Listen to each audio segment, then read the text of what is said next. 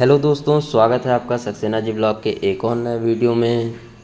तो आशा करता हूँ कि आप सभी लोग स्वस्थ होंगे और मस्त होंगे। तो बहुत दिनों से मैं वीडियो नहीं डाल पा रहा था, लेकिन अब मैं रेगुलर इंटरवल पे वीडियो डालूँगा। और अभी तक आपने मेरे चैनल को सब्सक्राइब नहीं किया है तो प्लीज़ सब्सक्राइब कर लें और बेल नोटिफिकेशन को प्रेस कर लें। तो आज मैं आपको एक बहुत ही इम्पॉर्टेंट चीज़ के बारे में बताने जा रहा हूँ कि कार की मैन्युफैक्चरिंग किस ईयर में हुई है, ये आप कैसे पता लगा सकते हैं।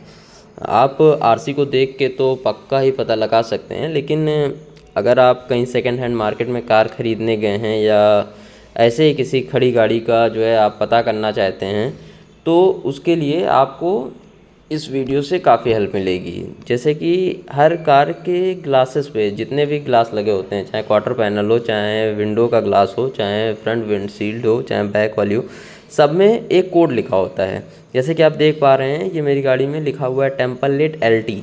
उसके बाद ISI मार्क है, AIS की बैजिंग है, E2 की बैजिंग है, और ये कोड लिखा हुआ है 43R001264 और नीचे CB लिखा हुआ है। तो चलिए पहले CB की बात करते हैं। CB क्या है? ये कोड को डिनोट कर रहा है कि किस ईयर में कार मैन्युफैक्चर्ड हुई है। जैसे कि अगर आप A को 0, इसमें आपको A को 0 मानना होगा, B को 1, C को 2, इस तरह से आगे बढ़ता जाएगा, D 3 हो जाएगा, इसी तरह से ये बढ़ता जाएगा। तो अब यहाँ पे पढ़िए, CB लिखा हुआ है। C का मतलब है 2 और B का मतलब है 1, तो मतलब ये 2021 की मैन्युफैक्चरिंग है। तो इसी तरह से ये हर कंपनियां डिनोट करती हैं, कुछ डायरेक्ट ईयर लिख देती हैं और कुछ में ये इस तरह से कोड में लिखा होता है। और ये जो कोड है ये पूरी कार में सेम होगा। ऐसा नहीं है कि कहीं पर कुछ और लिखा होगा, कहीं पर कुछ और लिखा होगा। अगर ऐसा है तो ये आप समझ जाइए कि कार का कांच चेंज हुआ है।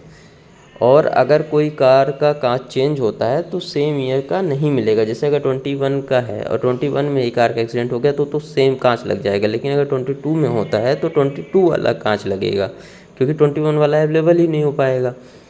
और जैसे अब यहाँ पे लिखा हुआ है टेम्पलेट, तो ये टेम्पलेट क्या है? जनरली ऑटो सेक्टर में टेम्पलेट वाले ही कांच लगाए जाते हैं। पहले लैमिनेटेड भी लगाए जाते थे, लेकिन अब जनरली टेम्पलेट ही लगते हैं।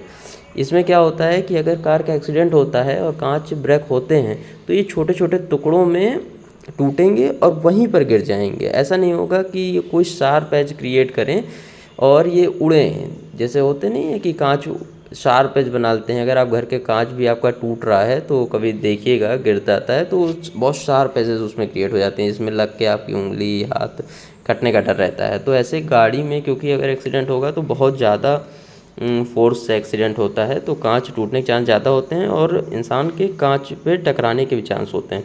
इसलिए इस तरह के कांच लगाए जाते हैं कि अगर होता है तो छोटे छोटे टुकड़ों में ये टूट कर वहीं गिर जाएं और ये कोई शार्प एज ना क्रिएट करें।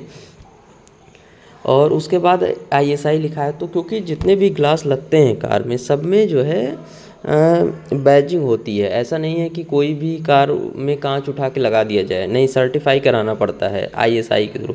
तो ये ISI सर्टिफाइड कांच है। और AIS क्या है? AIS एक कंपनी है, असाई इंडिया ग्लास लिमिटेड, जो कि जनरली 77% मार्केट एक्वायर करती है कार कंपनियों का। तो ये लगभग ये car manufacturing glass manufacturing company है जो कि ग्लासेस प्रोवाइड कराती है सभी कंपनियों को। और CML ये तो एक कोड है। उसके बाद यहाँ देख पा रहे होंगे आप, एक E2 की बैजिंग लिखी हुई है, E2 लिखा हुआ है और उसको गोल किया हुआ है। E2 क्या है? ये जो यूरोपियन कंट्रीज़ होती हैं ये हर कांच को सर्टिफाई करती हैं कार में लगने के लिए। तो जैसे जो कंट्री जिस कार में लगने के लिए ग्लास को सर्टिफाई करती है तो उसका कोड लिखा जाता है। ये E1 E2 E3 कुछ भी हो सकता है। तो जैसे कि जनरली हमारी पैसेंजर कारों में मारुति की E2 लिखा हुआ आता है। तो E2 क्या है? मतलब फ्रांस ने सर्टिफाई कर रखा है इस ग्लास को कार में लगने के लिए। तो और ये जो सेम कोड हैं ये सारे ग्लासेस में सेम होंगे। मैं बार बार इस चीज़ को रिपीट कर रहा हूँ कि ये सारे कांचों में सेम होंगे। देखिए क्वार्टर पैनल पे देखिए सेम लिखा हुआ है, सब कुछ सेम है, उसी तरह से बिल्कुल लिखा हुआ है। क्योंकि एक कार जब मैन्युफैक्चर्ड होती है तो उसके ग्लास भी उसी टाइम मैन्युफैक्चर्ड होते हैं। ये नहीं मैं कह रहा हूँ कि तुरंत होते हैं, लेकिन हाँ, जो जब कार मैन्युफैक्चर की जाती है तो उसी के आसपास सब कुछ होता है। तो ऐसा नहीं होता है कि 2021 में मैन्युफैक्चर्ड कार में 2020 का ग्लास लगा हो।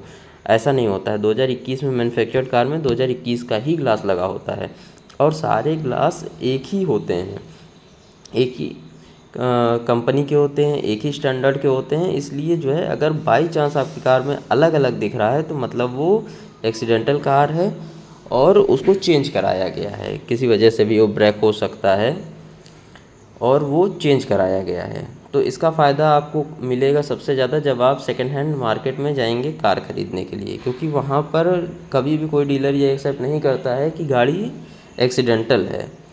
तो अगर कोई गाड़ी एक्सीडेंटल है तो उसके कांच ज़रूर टूटे होंगे। भाई अगर एक्सीडेंट हुआ है तो कांच तो टूटे ही होंगे, और अगर टूटे होंगे तो सेम जो है कांच, ना तो उसने इतना ध्यान दिया होगा कि सेम कंपनी मतलब सेम बैजिंग के कांच उसको चाहिए, और ना ही मिल पाते हैं। अगर ध्यान भी कोई दे तब भी उसको सेम बैजिंग के कांच नहीं अवेलेबल हो पाएंगे। तो आप उससे पता लगा सकते हैं। उसकी आरसी लीजिए, आरसी से चेक कीजिए, जो मैन्युफैक्चरिंग दिख रही है कांच पे चेक कीजिए वो अगर सब कुछ सेम है तो आपकी कार जेन्युइन है। ऐसे ही और अच्छे अच्छे वीडियो देखने के लिए सब्सक्राइब कीजिए चैनल में।